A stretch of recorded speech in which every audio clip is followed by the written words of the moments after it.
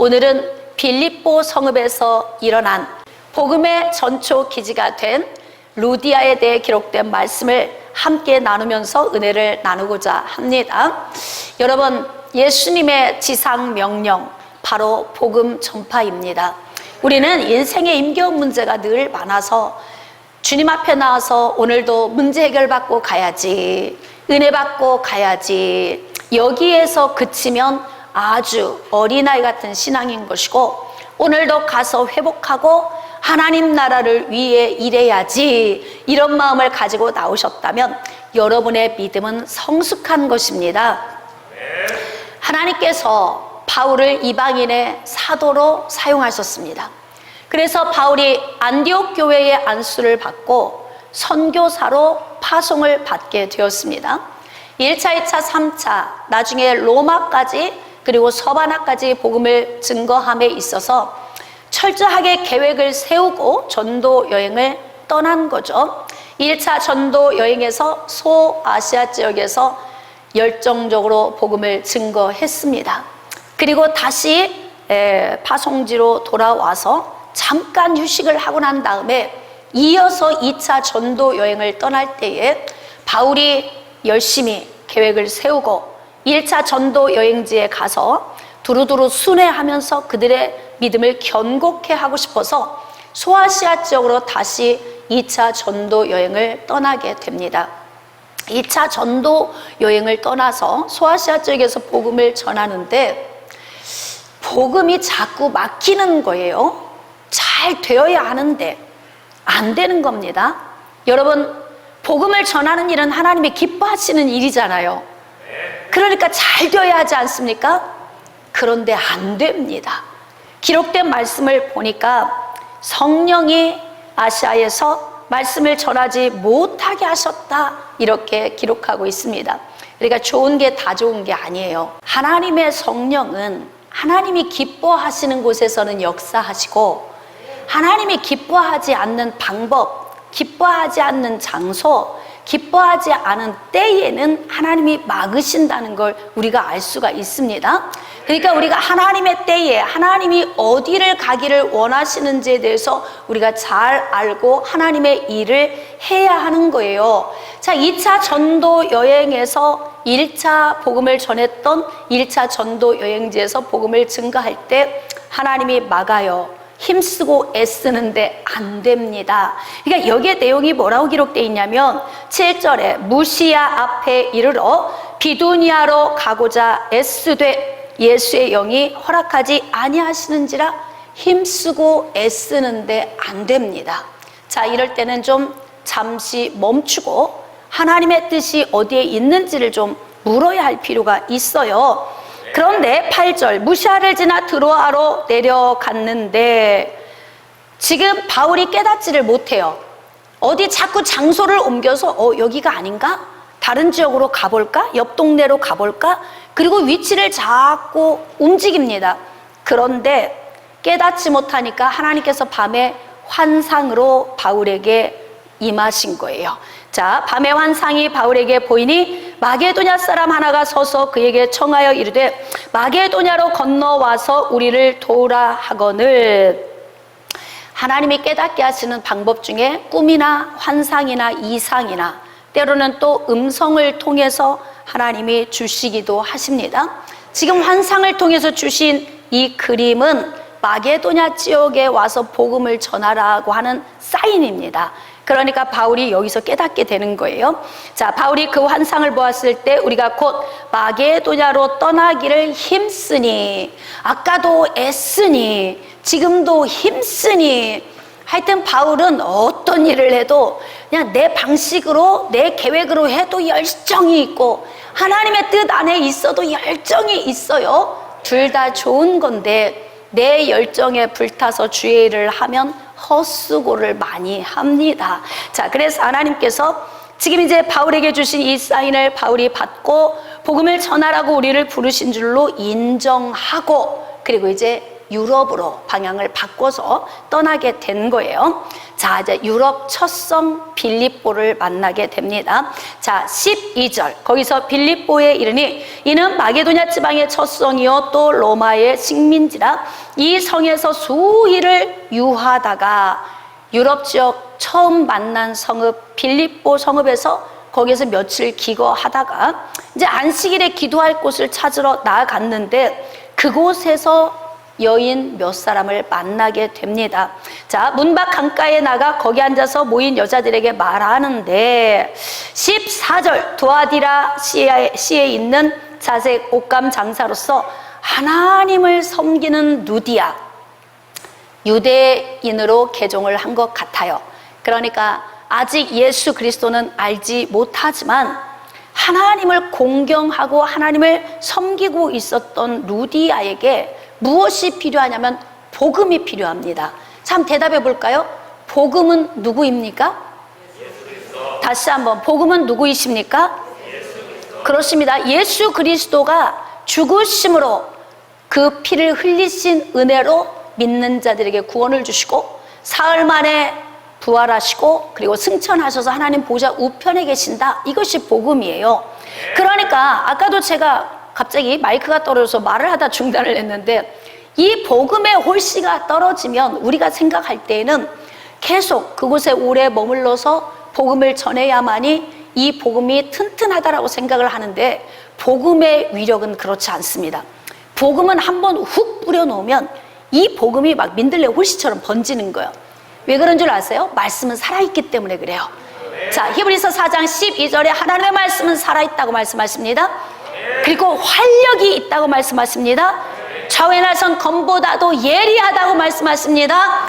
혼과 영과 관절과 골수를 찔러 쪼개는 능력이 있으니까 하나님의 말씀에 이 복음이 훅 하고 떨어지면 그 떨어진 곳에서 이 한 사람에게만 영향력을 끼치는 것이 아니라 이 말씀이 계속 움직이는 거예요. 살아서.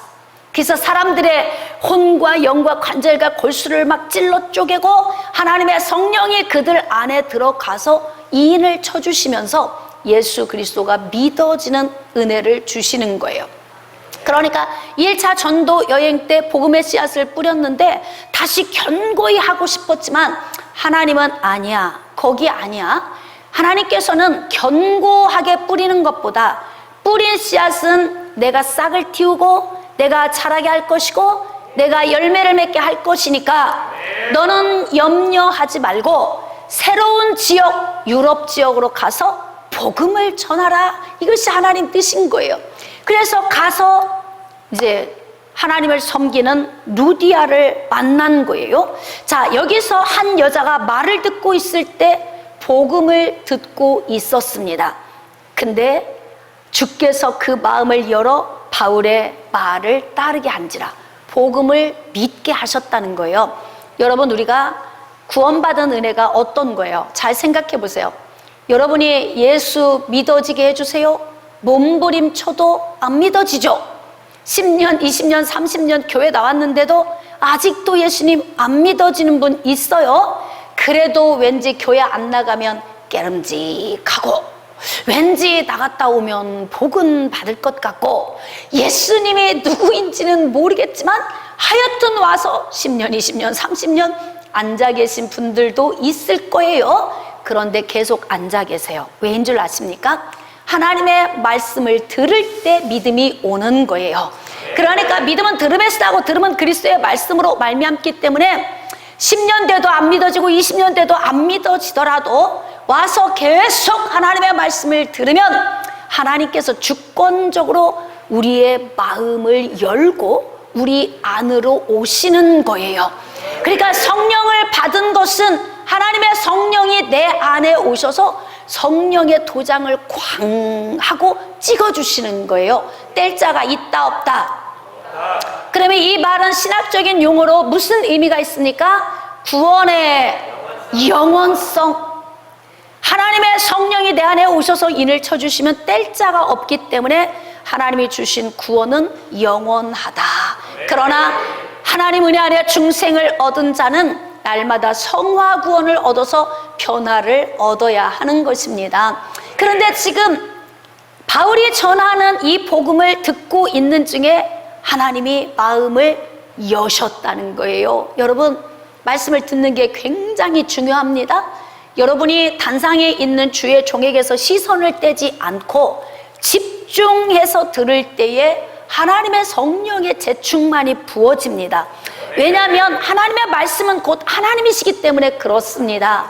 그러니까 하나님의 말씀을 귀담아 들으려면 주의 종과 눈이 마주쳐야 하고, 그리고 얼굴을 쳐다보고 있으면서 하나하나 새겨 하나님의 말씀을 듣다 보면 오늘도 하나님의 성령이 우리 안에 오셔서 막 생수의 강을 부어주시는 거예요.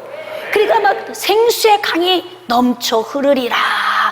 누구든지 막 예수님 안에 오면, 할렐루야. 그런데 이 말씀을 듣던 중에 여러분 안에 생수의 강이 넘쳐 흐르고 더 충만함을 얻어서 돌아갈 때에는 살아서 돌아가는 거예요. 명절날 그냥 기름기를 많이 먹고 오셔가지고 약간 둔해지셨어.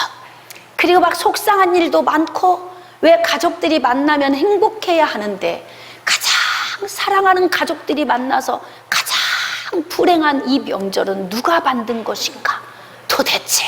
네?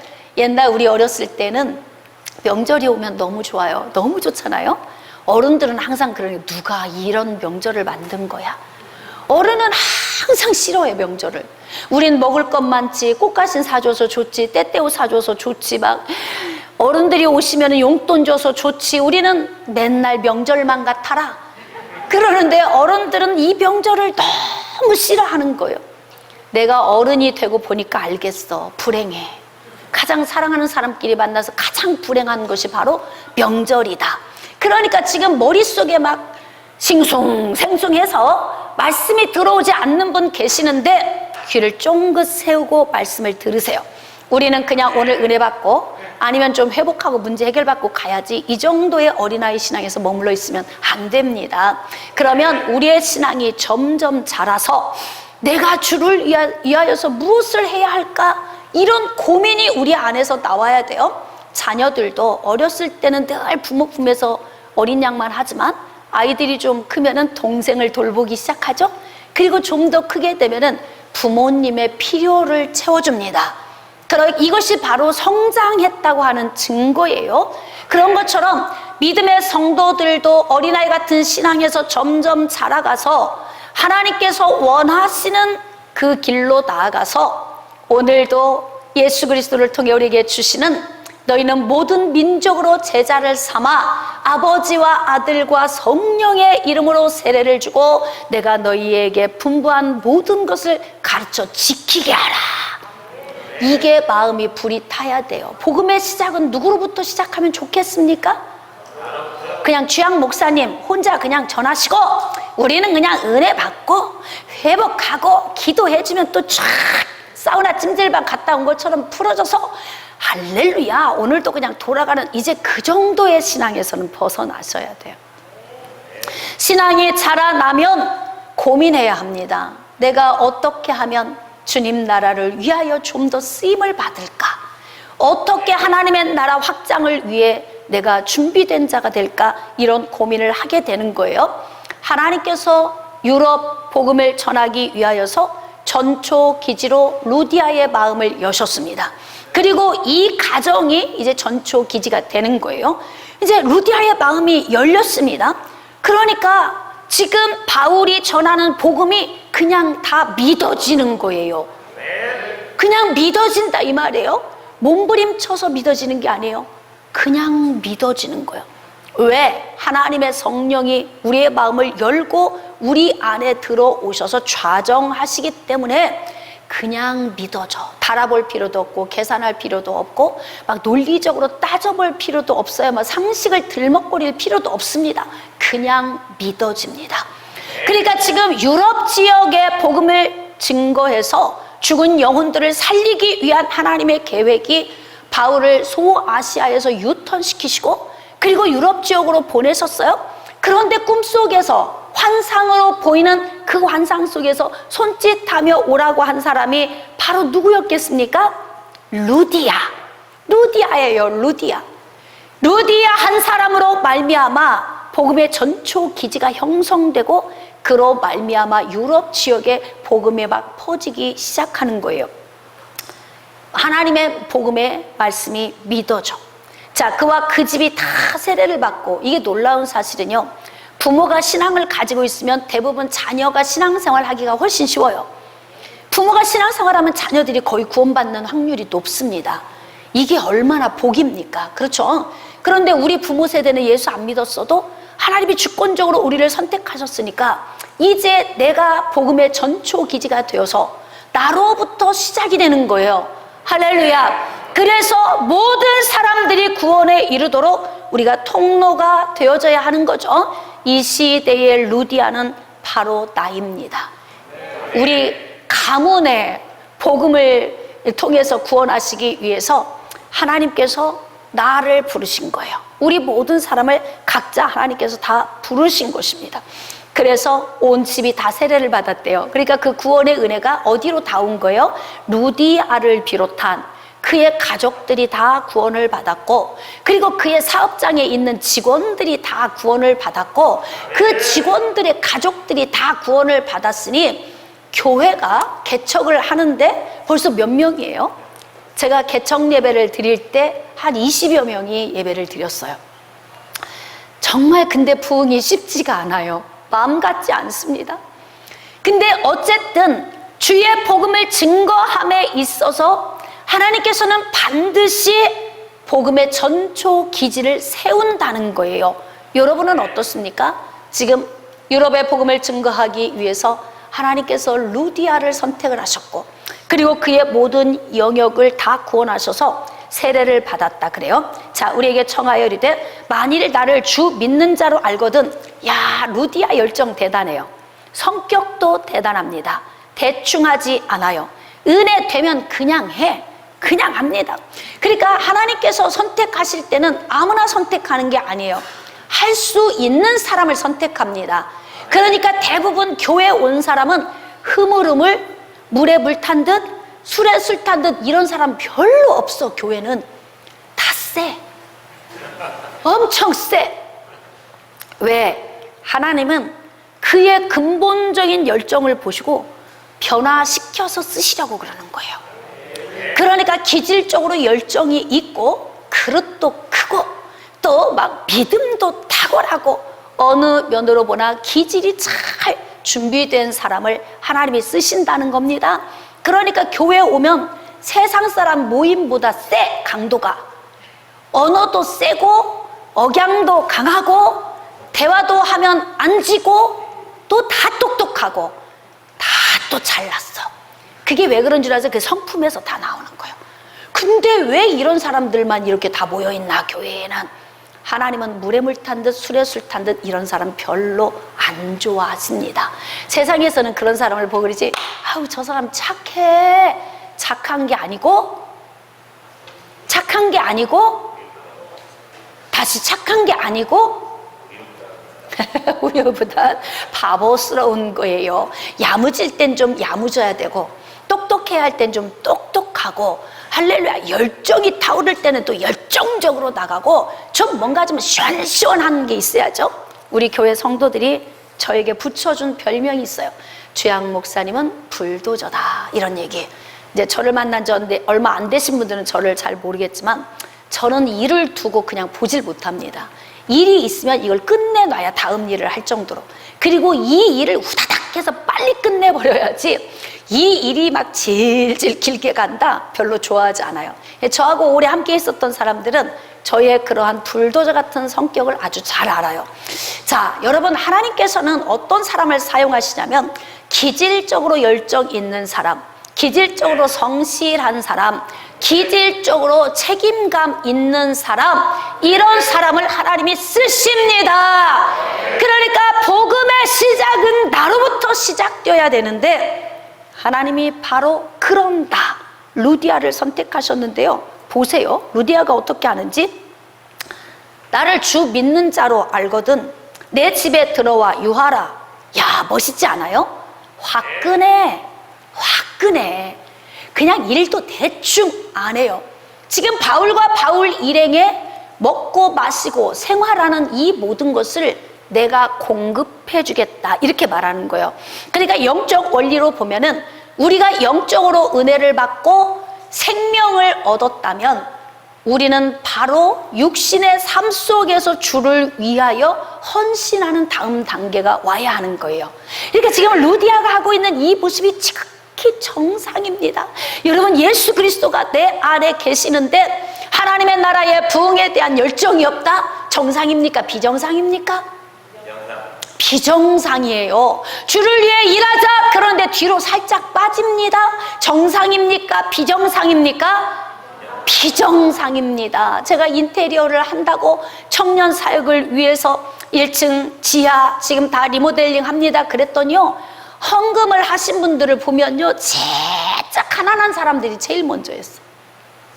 아직 제가 공식적으로 선포도 안 했는데, 그러니까 마음이 짠해. 제 마음이. 왜? 내가 형편을 다 아니까.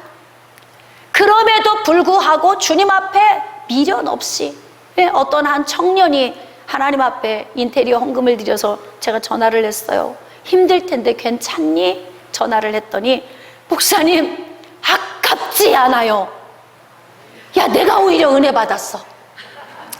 제가 오히려 은혜를 받고, 그래, 안 아까우면 됐다, 하나님이 부어주실 거야. 그러니까 제가 축복이 안 될 수가 없어요. 여러분, 주의 종의 마음을 애타게 좀 해보세요. 그냥 축복을 해야 하는 것 때문에 애가 다 잠도 안 와. 하나님, 그 가정에 복을 주셔야 돼. 안 주시면 안 돼요. 그 아이들의 삶이 형통해야 돼요. 이게 주의 종의 마음이 애가 타도록 하는 성도. 루디아를 보는데 제가 그냥 너무 마음에 들어. 그릇도 커. 세상에 식사 한 끼 대접합시다. 그래도 막 돈 없어.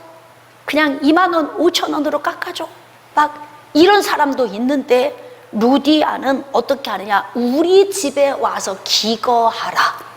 모든 비용을 내가 대겠다. 이건 뭐냐면, 내가 예수 만나고 나니까 내가 살아났고 영원한 생명을 얻고 나니까 여호와만 경외했던 신앙하고는 완전히 달라요. 왜? 죄에서 자유를 얻었잖아요. 죄에서 자유를 얻게 함은 보혈의 능력, 주의 보혈, 시험을 이기고 승리하리. 참 놀라운 능력이로다. 아멘. 그러니까 예수 진짜 믿고 예수 진짜 만나면 뭐지, 이게 뭐지? 인생의 문제는 잔뜩 쌓여 있는데, 해결할 것도 많은데 이게 무슨 마음이지? 예? 오늘 여러분 아까 찬양했잖아요. 종시가 일어나라. 우리 주님이 세임 주시니까 일어나라고 우리 찬양했잖아요. 그렇게 우리가 찬양할 때에 막 심장이 뜨겁지 않습니까? 어때? 막 심장이 막 울렁거리지 않아요? 야, 예수 믿는 이 마음을, 그 맛을 본 사람이나 알지 누가 알겠어요? 그러니까 하나님께서 복음의 전초 기지로 삼으려고 루디아의 심령에 들어가서 막 성령이 심령을 막 주무르시니까 이게 막 어떻게 해야 될 줄을 모르겠어요. 아까운 게 있을까요? 이때 아까운 거 없어요. 절대 아깝지 않아요. 그리고 이때 이 믿음은 주를 위해 일하면 하나님이 나를 위해 부어주신다, 이런 확신도 오게 돼 있어요. 그래서 복을 받아 누리는 거예요. 그래서 지금 바울 일행을 전부 집으로 초청해서 이제 숙식 제공을 다 할 테니까 이곳에 유하세요. 그리고 강권했다 그래요. 강권. 아주 강력하게 이야기를 했다는 거예요. 그래서 머물게 했다는 거죠. 자, 루디아가 복음의 전초 기지가 돼서 이제 유럽 지역에 복음이 떨어졌습니다. 자, 이 복음이 떨어지면 이제 루디아 주변 사람들을 통해서 복음이 막 번지겠죠. 여러분, 이게 어느 곳에 가서 한번 복음을 떨어뜨리고 오면 이 복음이 어떻게 열매를 맺냐면 상상을 초월해서 열매를 맺습니다. 제가 중국 지역에 가서 복음을 전한 적이 있어요. 요즘 열매가 와요. 막 주의 종이 되신 분들이 많더라고. 한국에 나와서도 개척하신 분들도 있어요. 어떻게 인터넷을 보다가 저를 알고 카톡으로 연락이 와서 이게 얼굴을 보게 되는 그런 경우.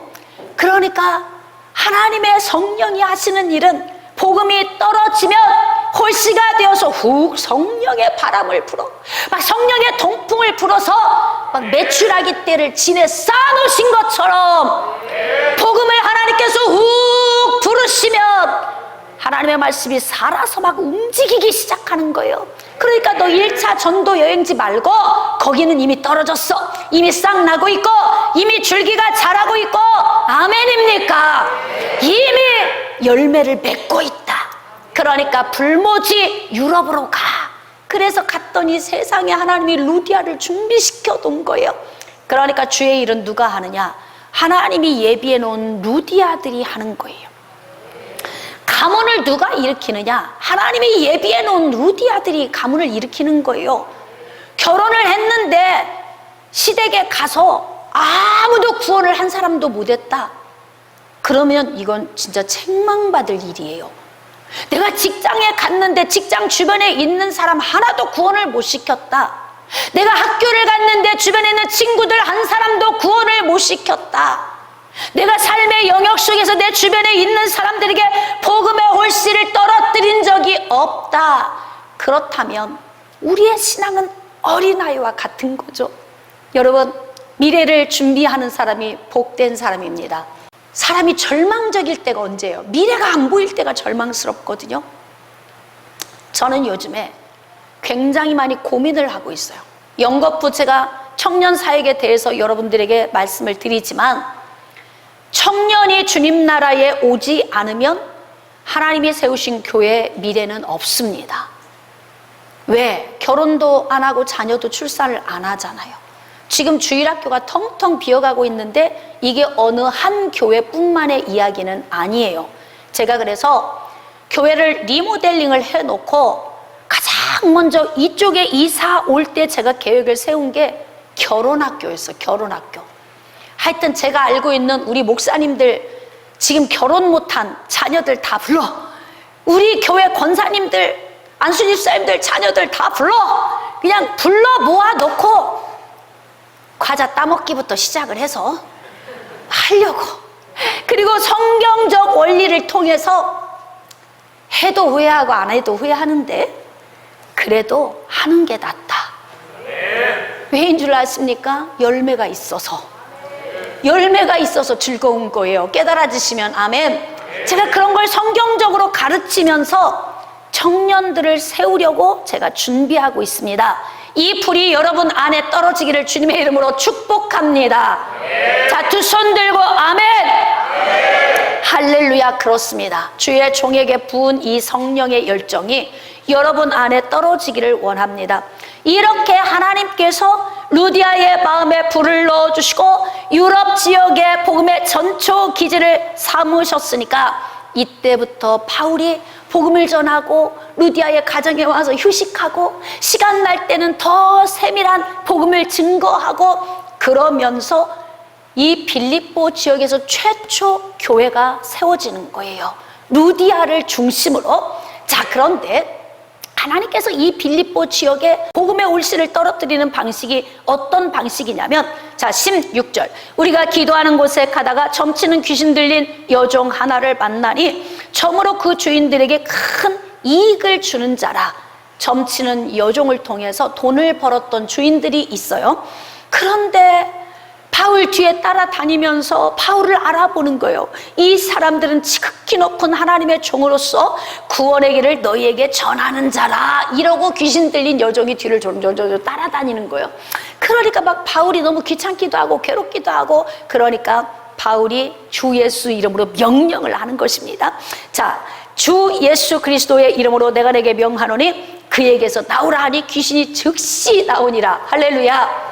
이렇게 성령의 권능의 사람이 교회를 세우기 위해서 유럽 지역에 가서 처음 가서 이제 성령 세례를 받게 하는 능력 다음으로 귀신 들린 여종을 치유한 사건이 있었어요. 자, 19절. 여종의 주인들은 자기 수익의 소망이 끊어진 것을 보고 바울과 실라를 붙잡아 장터로 관리들에게 끌어갔어요. 자, 그곳에 끌어가서 많은 사람들이 있는 곳에서 막 정죄를 하죠. 그래서 어떡하느냐, 무리가 일제히 바울 일행을 고발을 하게 되는 거예요. 그래서 상관들이 옷을 찢어 벗기고 매로 치라 명령을 하니까 많이 친 후에 옥에 가둔 거예요. 자, 그래서 바울과 실라가 감옥에 들어가게 된 것입니다. 여러분, 복음 전하다가 감옥에 가도 복음 전할 수 있겠습니까? 못 간다 이거죠. 굳이 뭘 감옥까지, 목사님, 미련 맞게 감옥까지 가면서 내가 손해보면서 내가 죽임 당하면서 그렇게까진 좀 아닌 것 같고요. 에? 적당히 뒤에 좀 한 보 뒤로 적당히 따라가면서 처지지만 않게 그냥 이 정도로 가면 되잖아요, 이런 거예요. 아멘 두 분 했어요? 에? 감옥까진 가기 싫은 거네. 큰일 났습니다. 우리 교회 청년 사역을 앞에 두고 주여 어찌하오리까, 할렐루야, 희생과 헌신, 나의 삶을 드리고 나의 모든 영역을 주께 바치고자 하는 마음이 없으면 복음은 전파되지 않습니다. 그러니까 영원한 생명을 나에게 주셨으니까, 나에게 천국의 은혜를 주셨으니까 내가 육신에 있는 것으로 많은 영혼을 섬김으로 말미암아 하나님의 나라가 확장되도록 우리의 마음이 준비가 되어져 있어야 하는 거죠. 자, 그래서 많이 맞고 감옥으로 들어갔습니다. 자, 깊은 옥에 가두고 발을 착고에 든든히 채웠어요. 자, 25절 우리 밑줄을 긋고 26절까지 합독하십니다. 시작. 한밤중에 바울과 실라가 기도하고 하나님을 찬송하며 죄수들이 듣더라. 이에 갑자기 큰 지진이 나서 옥터가 움직이고 문이 다 곧 열리며 모든 사람의 매인 것이 다 벗어진지라. 하나님께서 하나님 나라의 일을 하시기 위해서는요, 이렇게 하나님이 기적을 베푸시는 거예요. 제가 여러분들에게 예배 한 번만 잘 드려도 수지 맞을 수 있다, 찬양 주님 앞에 온전히 드리다가 발견되면 하나님의 권능이 나에게 임하신다, 그래서 훌쩍 질병이 떠날 수도 있다. 제가 30대 초반에 허리 디스크 증상 때문에 엄청 고생을 했어요. 차를 타고 5분 이상을 다니지를 못했고 목을 항상 목덜미를 붙들고 있었어요. 이 목까지 허리까지 전신에 척추 있는 곳이 마비될 정도로 힘들었어요. 자, 어느 날 지금은 고인이 되신 조용기 목사님이 교회에 오셔서 예배를 드려주신 거예요. 근데 이제 저는 지하에서 막 안내를 쓰면서 예배를 드리고 있는데 목사님께서 말씀을 다 전하시고 난 다음에 선포하는 거예요. 지금 디스크 증상으로 고통받는 사람 치료받았습니다. 그런데 이게 내 얘기야. 여러분, 그런 고통으로 아픈 사람이 그 자리에 한둘이었겠어요? 저 지금 하면 여러분, 자, 지금 혹시 목이나 허리가 좋지 않아서 다리 밑에까지 저리가 아픈 마음 손 들어보세요. 봐봐, 이렇게 많잖아. 이렇게 많아요. 다시 이쪽 손 들어보세요. 아프신 거예요. 자, 그러면 이렇게 아픈 사람이 여럿이 있는 가운데 그날 치료받은 사람이 누구였을까? 나. 여러분, 말씀을 그냥 적당히 대충 들으면 놓쳐요. 그 선포하는 순간 그 말씀이 내 말씀으로 들리더라고요. 내 말씀으로. 자, 그래서 제가 그 순간 어떻게 한 줄 아세요? 아멘! 하고 두 손을 들고 소리를 질렀어. 근데 그 순간에 증상이 없어졌어요. 그 이후로 한 번도 그 증상이 저에게 오지 않았어요. 이해가 되십니까? 그러니까 하나님의 성령은 하나님 나라의 일을 하기 위하여서 말씀을 듣던 중에도 역사를 나타내 주시고, 하나님을 찬미하고 높일 때에도 하나님의 역사하시니, 지금은 매를 맞고 하나님을 찬양하고 싶은 기분 아니에요. 생각해 보세요. 그쵸? 매를 잔뜩 맞았어. 옷도 다 찢겼어요. 뭔 지금 무슨 기도하고 찬양할 기분이겠습니까? 그런데 성령 충만한 사람은 성령이 붙들고 계셔서 그럼에도 불구하고 된다니까요. 왜? 하나님의 성령이 붙들고 계시니까 그러는 거예요. 나 아픈 거 괜찮아. 나 지금 막 매 맞고 이런 거 속상하지 않아. 오직 복음이 증거만 된다면, 그러니까 이게 성령에 매여 있지 않고는 이런 증상이 나타날 수가 없는 거죠. 그러니까 한밤중 깊은 밤에 하나님께 막 뜨겁게 기도하고 하나님께 찬양을 하는 거예요. 하나님의 순간에 어떤 역사를 나타내 주시냐면 땅을 진동시키는 거예요. 오늘 저는 여러분이 말씀을 듣다가 치료받기를 원합니다. 회복되어지기를 원합니다. 예수 이름으로 조금 전에 손을 들고 머리에서 허리, 발끝까지 저림의 증상, 신경이 눌린 통증의 증상, 여러 증상으로 고통받던 여러분 몸 안에 있는 고통이 예수 이름으로 떠날 줄 믿습니다. 예수 이름으로 떠나갈지어다. 원인과 증상이 사라질지어다. 그렇습니다. 여러분, 하나님은 지금도 역사하고 계십니다. 그러니까 막 하나님을 높이고 찬양하는데 땅을 진동시켜요. 진동시키니까 땅이 막 갈라지죠. 든든히 착고에 채워져 있던 그 착고가 풀어집니다. 문이 열립니다. 그러니까 이때가 얼마나 좋은 기회입니까? 근데 참 미안해, 한 사람도 도망을 안 간 거예요. 그러니까 이게 열려 있는데 범인들 눈에 보였다 안 보였다? 안 보인 거지. 기적이 나타나고 역사가 나타났는데 왜? 도망가면 여기서 구원받아야 할 사람 하나를 못 건져요. 그러니까 하나님이 하시는 이 전략은 너무나 섬세하신 거예요. 흔들렸고 문이 열렸고 착고가 다 풀어졌어. 아무도 안 도망가요. 바울과 실라는 도망가지 않죠. 그런데 나머지 죄수들도 다 벗어졌는데 감각이 없어. 그냥 멍해. 느낌이 뭔지 몰라. 지금 이게 무슨 일이야? 이 느낌인 거야. 너무 황홀한 중에 하나님의 은혜를 체험하면서 막 이러고 있는데 이때 간수가 뛰어나옵니다. 졸다가 뛰어나온 간수가 자결하려고 하는 거예요. 왜? 지금 문이 다 열려있고 착고가 다 풀어져 있는 거 보니까 죄수들이 도망했겠구나.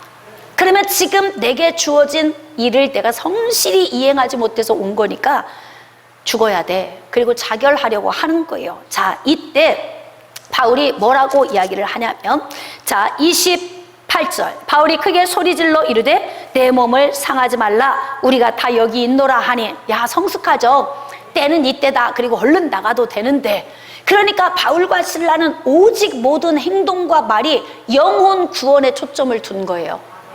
내가 죽는 것, 내가 사람들에게 비난받는 것, 또는 고통당하는 것, 이것은 별로 개의치 않아요. 그럼 어디에 초점이 있냐면 영혼 구원. 할렐루야. 주일학교가 문 닫을 지경이라니까요, 모든 교회들이. 그러니까 어떻게 해서든지 청년들 결혼을 시켜야지. 나라도 좋아지겠죠. 언젠가는 경제도 회복이 되고 청년들이 결혼할 수 있도록, 집도 장만할 수 있도록 정책도 좋아지겠죠. 희망 갖고 가는 거예요. 그래서 우리는 준비하는 거예요. 그래서 만남을 주선하고 성경 말씀을 가르치고 안 하는 것보다 하는 게 훨 낫다. 그래서 하나님의 나라를 준비하지 않고 내가 주님 앞에 선다면 나는 눈을 못 감을 것 같아. 매일 그 중압감이 너무 커요. 앞으로 우리의 미래를 어떡하나. 여러분도 그런 고민이 있습니까? 고민이 있으십니까? 이게 저만의 고민이 아니기를 주님의 이름으로 축복합니다. 그러니까 나의 어떠함이 아닌 오직 복음 전파에 초점을 두고 바울과 실라가 도망가지 않아요. 그러니까 간수가 얼마나 감동을 하겠어요. 대감동. 헐, 도대체 예수 믿는 사람들은 어떤 사람이기에 도망갈 수 있는 기회가 있음에도 불구하고 도망을 가지 않는가. 하나님의 성령이 가까이 그를 다가와 사로잡기 시작해요. 그러니까 막 간수가 이제 죽지 마라 이렇게 바울의 외침 소리에 정신을 바짝 차리고는 바울과 실라 앞에 납작 엎드린 거예요. 자, 30절 그들을 데리고 나가 이르되 선생들이여 내가 어떻게 하여야 구원을 받으리까. 이 간수가 이런 고민 해봤을까요? 한 번이나? 안 해봤겠죠. 그냥 살다 가면 죽으면 끝이지. 그러면 얼마나 좋겠어. 죽으면 끝이면 오늘 주일날 뭐 하려고 아침부터 일찍 일어나서 이렇게 와서 예배 드립니까? 죽으면 끝이면 늦잠 자고 하루 종일 뒹굴고 놀러 가고 맛있는 거 가서 사 먹고 쇼핑하면서 그냥 살다 가면 되지. 근데 그렇지가 않습니다. 그렇게 살다 간 사람은 혀를 깨물고 죽을 만큼 후회할 거예요. 깨달아지시면 아멘. 영원한 생명의 자리로 우리를 이끄신 주님을 찬양합니다. 간수가 어떻게 하면 우리가 구원을 받을 수 있겠습니까? 라고 몸부림치죠. 그러니까 성령이 역사하는 곳에는 이런 일이 벌어져요. 자, 질문하는데 31절 밑줄 긋고 합독합시다. 시작. 이르되 주 예수를 믿으라. 그리하면 너와 내 집이 구원을 받으리라 하고. 할렐루야. 여러분, 구원은 예수 그리스도의 죽으심과 부활을 알면 구원 받는 거예요. 이 복음만 떨어뜨려도 구원은 받습니다. 나머지 66권의 이 성경책은 구원받은 하나님의 백성들의 성화를 위해서 이렇게 많은 말씀을 주신 거예요. 진짜 구원은 예수 그리스도이면 되는 거예요. 깨달아지시면 아멘. 그러니까 이 복음이 1차 전도 여행지에 떨어졌을 때, 그때 하나님께서 거긴 이미 떨어뜨렸잖아. 내가 싹 틔워놓고 내가 줄기 다 자라게 하고 내가 열매 거둘 거야. 바울아, 유럽으로 가라. 근데 이게 알아들어요? 못 알아들어요? 못 알아들어. 그러니까 환상으로 하나님이 보여주셔서 깨닫게 하신 거죠. 그래서 유럽 지역에 가서 루디아를 만나 복음의 전초 기지를 삼고, 여기서 어떤 일이 또 벌어지냐면 32절 주의 말씀을 그 사람과 그 집에 있는 모든 사람에게 전한 거예요. 복음 전합시다. 믿지 않는 자녀들에게도 복음 전합시다. 할렐루야. 때를 얻든지 못 얻든지 복음을 전해야 우리의 미래가 있습니다. 그래서 하나님의 세우신 교회들이 가득 채워 다음 세대가 복을 받아 누릴 수 있도록 우리가 그것은 하고 가야 된다. 누가 해야 되는 거예요? 복음의 시작은 누구로부터? 나로부터 시작되래. 네? 나로부터 시작되래. 그러니까 복음의 시작은 내 입에서 이 복음이 떨어질 때 되는 거예요. 아까 루디아처럼 자기 인생의 모든 것을 다 주께 드려가면서 전초 기지를 삼고 주를 섬겼던 것처럼 우리의 자녀들의 세대를 위해서 우리가 그렇게 희생하고 헌신해야 하는 거예요. 복음을 전했더니, 자, 그 밤 그 시각에 간수가 그들을 데려다가 그 맞은 자리를 씻어주고 자기와 그 온 가족이 다 세례를 받은 후 그들을 데리고 자기 집에 올라가 음식 차려주고 그와 온 집안이 하나님을 믿음으로 더 크게 기뻐하니라. 아멘. 그러니까 성령이 임하시는데 루디아의 가정이 복음의 전초기지가 된 그 이후에 하나님께서 빌립보 감옥의 간수를 만지셔서, 희한해, 간수가 구원을 받았는데 그의 가족이 다 구원을 받게 되는 거예요. 그러니까 하나님이 한꺼번에 다 일을 하시는 거예요. 그러니까 이제 두 가정이 합쳐지겠죠. 루디아 직원들 가정이 합쳐지겠죠. 야, 우리 교회 개척할 때보다 훨씬 나은 것 같아, 여기가. 네? 그러므로 인해서 빌립보 지역의 교회가 세워지고, 그리고 루디아로부터 시작을 해서 간수에게로, 그리고 난 다음에 마게도냐 지역에, 그 다음에 데살로니가, 베레아, 그리고 아래에 있는 고린도, 아가야 지역에까지 복음이 증거되는 거예요. 누군가 희생과 헌신이 있어야 하는 거예요. 자기를 깨뜨려야 되는 거예요. 복음을 전하는 바울과 실라 같은 자들이 있어야 하고, 그를 공개하고 하나님 나라를 위해서 희생하고 헌신했던 루디아처럼 복음의 전초 기지가 되기만 한다면, 그렇다면 유럽의 전 지역이 복음으로 초토화되는 거예요. 누구 때문에? 그럼요, 루디아인 나 때문에. 그러니까 여러분의 가문에 지금 복음의 초토화가 되지 않았다면 여러분이 루디아가 안 된 거예요. 여러분이 희생을 안 하는 거죠. 섬기질 않는 거예요. 여러분의 주변 모든 환경, 또 자녀들, 또 교회, 이 모든 영역에서 우리 자신이 루디아처럼 자신을 던져야 해요. 그래야만이 우리가 다음 세대를 살릴 수 있는 거예요. 루디아로 말미암아 유럽 지역이 복음으로 초토화됐습니다. 그로 말미암아서 많은 영혼들이 구원의 자리로 나아가게 되었죠. 여러분, 이것을 우리는 한눈에 다 보고 있잖아요. 루디아 눈으로는 보지 못하고 죽었겠지만 후손인 우리는 성경을 통해서 우리는 그것을 다 보고 있잖아요.